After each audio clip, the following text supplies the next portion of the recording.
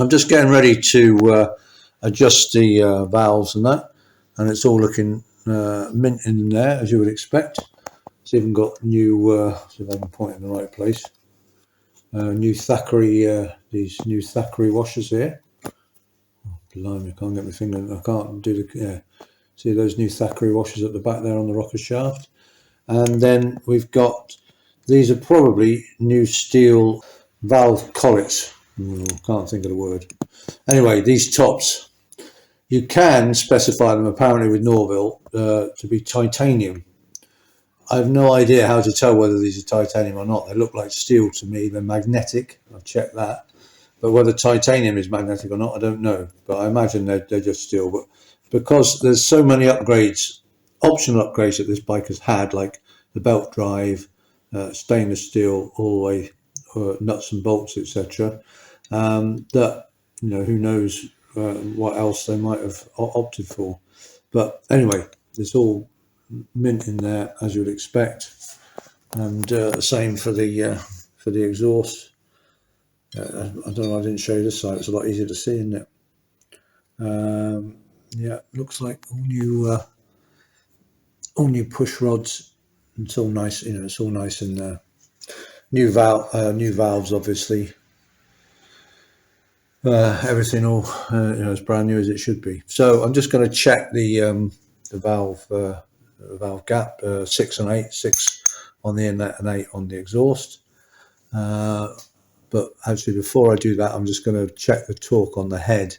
Just re-torque the head down and just check the torque. Obviously, I want to do that before I check the tappets. So yeah, I'm going to leave the tappets a minute. I nearly forgot to do that. I need to do that before I do the tappets, because obviously that can close things up a bit. So yeah, I'm just going to check up the tightness of all the cylinder head bolts first, check the torque on that, and then check the tappets.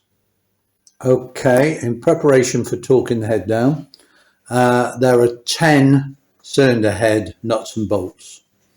Okay, so you got the 2 on this side and the corresponding 2 on the other side.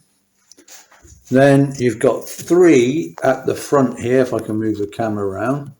You've got 1 down that hole there, and then 1 there and 1 there.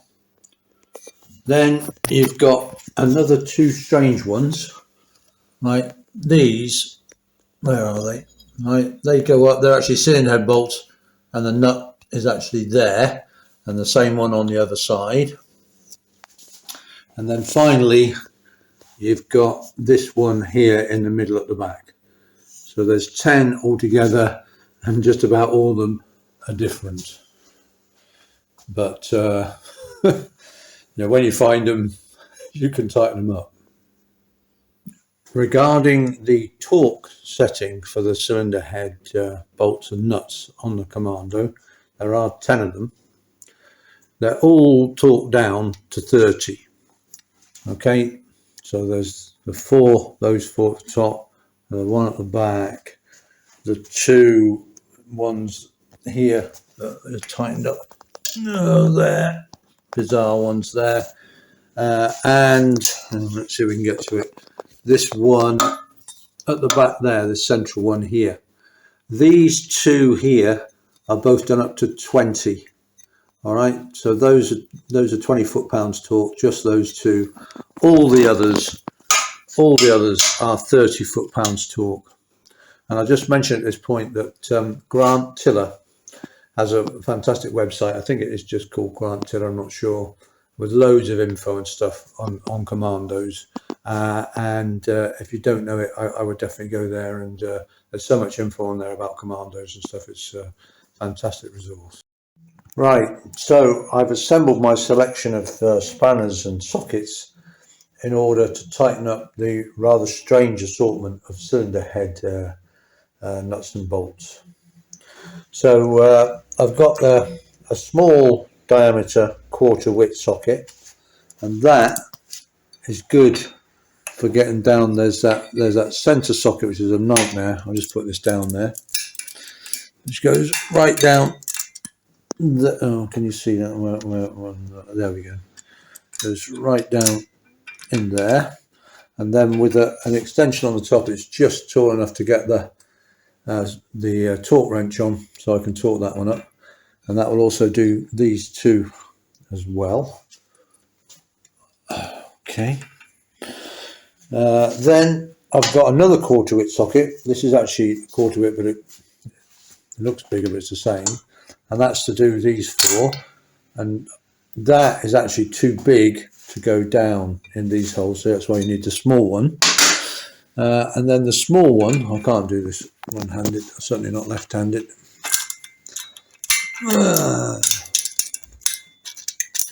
And then this one will fit on here, but then the oil line's in the way, so you can't get on the nut properly.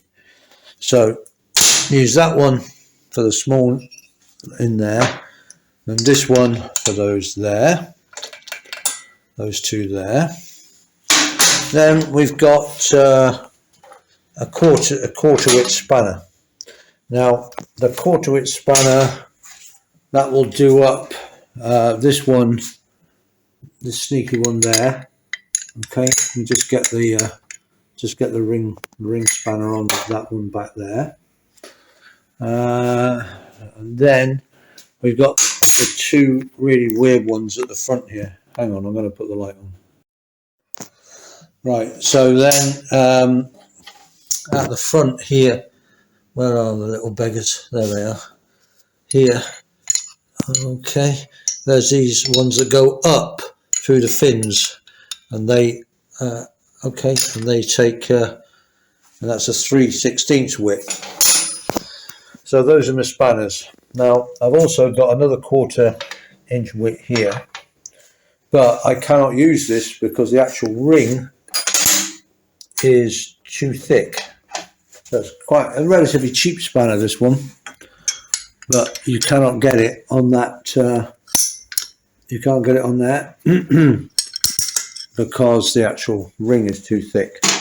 Then there's a special half moon one which makes getting to that spanner, getting to that nut in particular, much easier.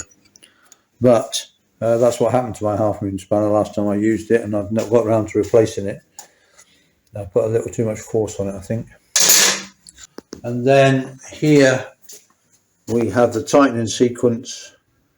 Okay, so you know that's in the main workshop manual. It's not in my manual. There's my manual, which I actually do use now and again. So I think, how do I do that? I've forgotten.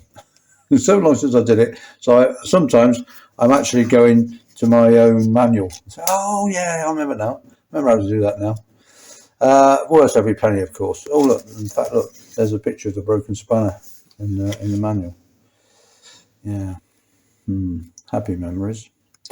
Right. Okay. Yeah. So that obviously is a manual available from all good bookshops and Amazon and eBay and whatever. Right. Yeah. So I'm going to get on now. I've got the torque wrench, and where I can use a torque wrench, I will, which is mainly 30. But pounds, foot-pounds. The thing is, on these small ones, the 2 at the bottom there, this one at the back, I can't get a torque wrench onto them. Now, I'm sure there must be some fancy torque wrench somewhere, but basically, I haven't got one. So basically, I just do these up, fairly tight, shall we say. Okay, that's all I can say. I'm sure there is someone will write in and say, oh, you need a special thingy, whatever, it's torque wrench, but I haven't got one. So I just do those up tight, and these and those get torqued down to the right torque. Okay, I'm going to set about merrily trying to torque things down, or just do them up tight. I've just tested a couple, and they all feel spot on, but I'll check them all anyway. Right, yeah, I've just remembered that actually I have to use this smaller socket on these rear studs, not the bigger one, because the nut is so close to the cylinder head that you have to use this special. This is a special thin socket that I bought. I actually got it from Norvil Norton. It's a special narrow socket, so that A, it will fit there, and B, it will go down those damned holes there. because my standard sockets, there's no way they'll do it. But you have to use it on this nut as well because of the proximity of the nut to the cylinder head. Okay, I've managed to check the torque on all the cylinder head studs and bolts, and they're all pretty much spot on. Then I thought I'd check the cylinder base nuts, and amazingly, they were virtually all of them were loose. Not loose, but you know, they all needed tightening. The cylinder head, they're all still as tight as ever, but the cylinder base, they needed a good sort of quarter, half turn on them. So that's interesting. I've tightened them all up now, but yeah. So they were all still tight. The cylinder base, definitely, they all needed tightening up, every one of them. Yeah, it's all quarter width, and then for some reason I seem to have a 9/16 nut on the centre. The others are all width. Oh, well, 9/16 AF. Yeah, so there we go. Right, good. Anyway, I am now, having checked all the cylinder head torque and the cylinder base nuts, I am now ready to check the valve caps. Right, so I'm just adjusting the inlet tappets. I've made sure the engine on this side, both valves are closed, and then these adjusters have been replaced, and they're great because they've got the you can put an Allen key in the top, which makes adjustment so much easier, especially when you go to tighten the nuts up. Because what normally, oh come on, focus. When you tighten that nut up, what normally happens is the whole thing tightens up with it and it all goes out of adjustment. But it's very easy to hold this in exactly the right place while you tighten that nut up so it doesn't move. So I've got that, and I've got my 6th thou, probably see that somewhere, yeah, got my 6th thou one in there, and I just got it so it's sliding nicely, not too tight, not too loose, and that's it. And then I'll just tighten up the lock nut, holding this in place, and obviously then check it again in case it has moved, and that's it, we're done. This one was a bit loose, and the exhaust was a bit tight.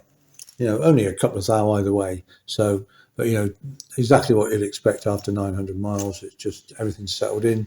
So you just need to readjust those tappets. So it was perfect, and they needed doing now anyway at 900 miles. You know, it's a first run-in service because everything settles down a bit. So the tappets often need adjusting.